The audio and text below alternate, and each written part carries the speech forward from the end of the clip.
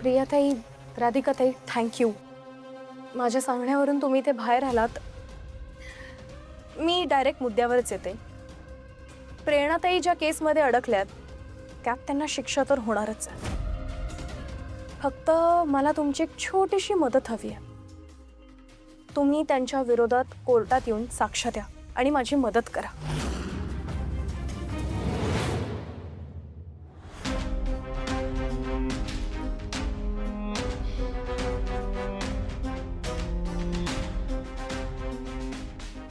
Hello Vallari, मी आली आहे.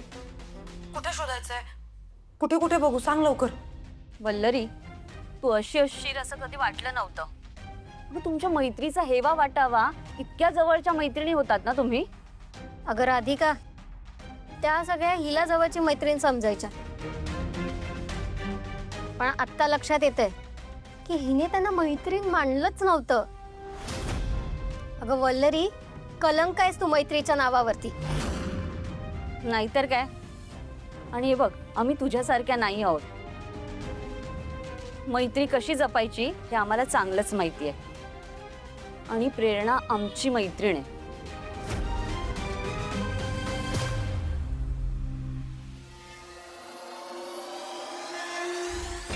बऱ्या बोलाने स्वतःचा गुन्हा कबूल करायचा आहे, कारण सगळे पुरावे आता तुझ्या विरोधात आहेत. त्यामुळे बोल, तूच केलास ना अण्णा केदारचा खून? अरे हुशारच ना तू एवढी साधी गोष्ट कबूल करता येत नाही तुला? तू केलास ना अण्णा केदारचा खून? हो केलाय.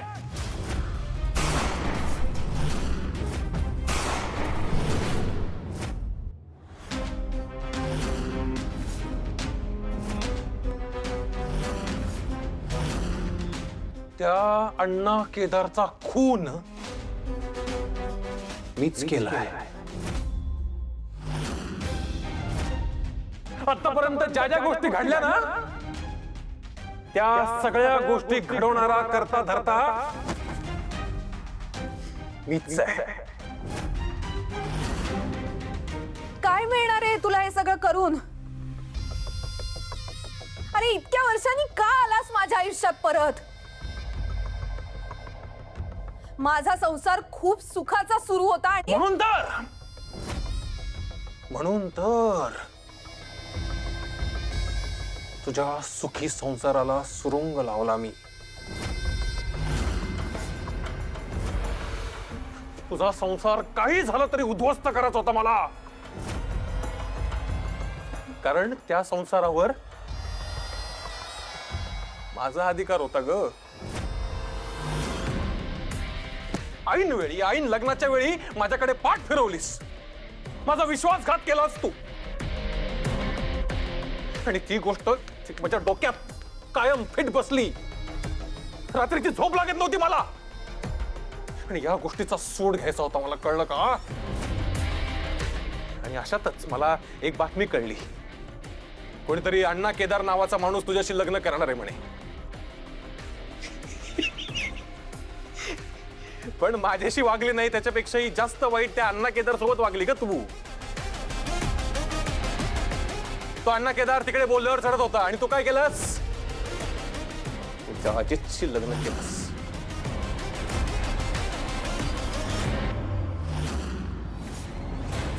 त्याच्या नावाचं मंगळसूत्र घालून गेली निघून. मला सोडून तू त्या अजितला निवडलंस. म्हणून काही झालं तरी तुझा आणि अजितचा संसार मला उद्ध्वस्त करायचा होता. पण कसा करायचा तेच कळत नव्हतं मला. म्हणून अण्णा केदारच्या खुनाच्या आरोपाखाली आम्हाला अडकवण्याचा प्रयत्न केलास तू. किती नीच माणूस आहेस रे. हे नीच मी नाही, तुम्ही सगळे आहात नीच, विश्वासघातकी आहात तुम्ही सगळे. माझा एवढा मोठा अपमान केलात तुम्ही, आणि तुम्हाला काय वाटलं मी शांत बसणार आहे, स्वस्थ बसणार आहे? मी स्वस्त बसणाऱ्यातला नाही, कळलं ना? आणि या सगळ्यामध्ये माझ्या समोर एक आयती संधी चालत आली होती अण्णा केदारच्या नावाने. कारण मला कळलं होतं की तू नकार दिल्यानंतर 2 ते 3 ठिकाणी अण्णा केदारने लग्न करायचा प्रयत्न केला, पण तो फसला. सैरभैर झाला होता तो, कावरा बावरा झाला होता, वेळा झाला होता, त्याला कळत नव्हतं काही. आणि हीच माझ्यासाठी योग्य संधी होती, आणि तोच योग्य व्यक्ती होता माझा बदला घेण्यासाठी.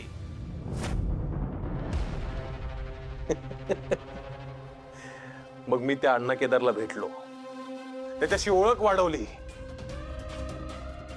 त्याला हे पटवून दिलं की अरे अण्णा केदार काय करतोयस तू, कळतंय का तुला?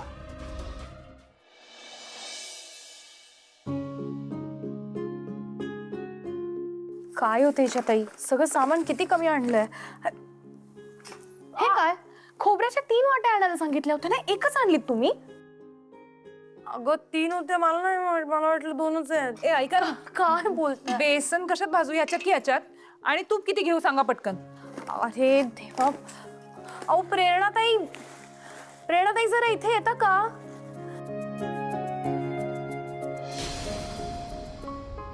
ए प्रेरणा, अगं काय लक्ष कुठे तुझं? श्वेता इथे, तिला मदत हवी आहे. ही कधीपासून हाक मारतीये, ये ना इथे, किती धावपळ सुरू आहे यार. तुम्ही करा हळूहळू, तुम्हाला जमेल. अगं असं काय करतेस, तुझ्याशिवाय फराळ होणार आहे का?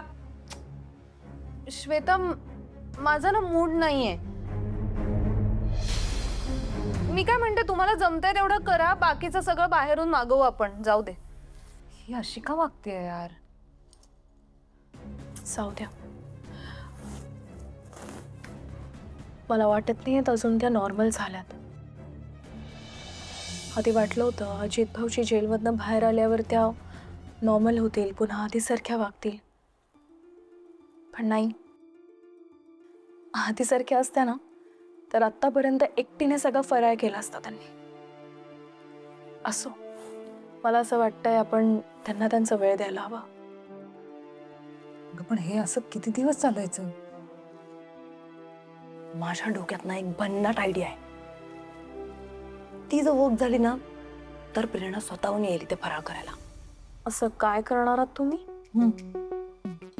ऐक, आपण काय करायचं, इथे आम्ही ना फराळ करता करता जरा 2-3 गोष्टी बिघडवतो. आणि तू मोठमोठ्याने वल्लरी आमच्या दोघींवर ओरडायला सुरुवात कर, आमच्यावर चीड खूप जोरजोरात, की तुम्ही इथे काय गोंधळ घातलाय, कशी आम्ही या फराळाच्या सामानाची वाट लावली, कशी आम्ही फराळाची वाट लावली, असं ओरड. त्यात वाटायचं काय? वाट तुम्ही आधीच लावली. Be serious. Okay, good. आपलं भांडण झालं, आता आपण प्लॅन करू.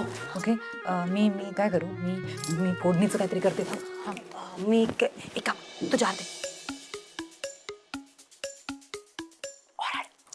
अगं अहो तेजाताई, काय करताय तुम्ही? हे कळतं का तुम्हाला? किती पाणी घातलं त्यात? अगं आता मी काय करू, मला सवय नाहीये ना. तुम्ही कोणी सांगितलं नाही, इथे कोणी मदत करायला नाही. तू हे बरं आहे, नुसते बोल. मग मी इथे मदत नाही करत आहे तुमची, सगळं मांडून तर मीच ठेवलंय ना. एवढं साधं कसं कळत नाही तुम्हाला? अरे मांडायला मला पण जमेल, एवढं काय त्यात. हे करायला कोणीतरी लागतं, कळलं का? ज्याला कळतं. अहो मग हे बघा, ह्याच्यात ना खूप जास्त पाणी घातलंय तुम्ही, आणि मीठ तर अजिबात घालू नका.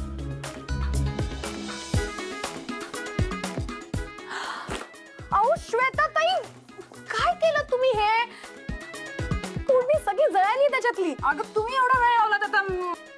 तुला मिरच्या कापायला सांगितलं होतं म्हणून फोडली जळली तिची. काय संबंध फोडणीचा आणि मिरच्यांचा? काय कळतं का तुम्हाला? मी सांगत होते ना, फोडणी आधी नको करायला. श्वेता, बघा ना. स्वामी, फोडणी जाळतात का ग श्वेता? एवढं कळत नाही तुला? तेजा, अगं मैद्यात एवढं पाणी काय घालून ठेवलंय, याची धिरडी पण करता येणार नाहीत आता. उठ. अगं मला वाटलं असंच काहीतरी असतं फराळात. मला उठ, चल हात धुवून ये जा. असं उठवताना म्हणून मला काय करता येत नाही जन्मात. खाणेरडी शी बाई.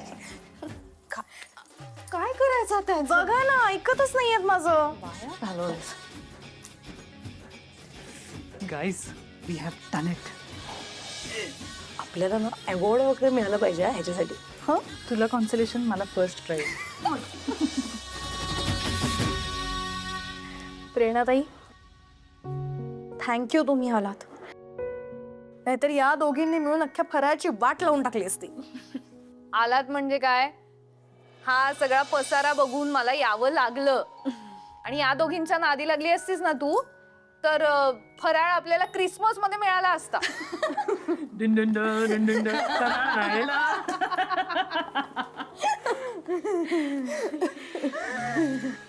आता असं वाटतंय की नॉर्मल प्रेरणा परत आली आहे.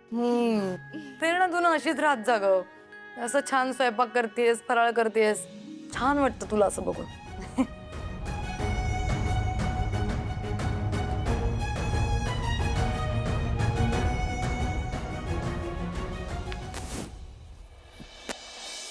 प्रेरणाताई, आता झालं गेलं ते एक वाईट स्वप्न म्हणून विसरून जा आणि अशाच हसत राहा कायम.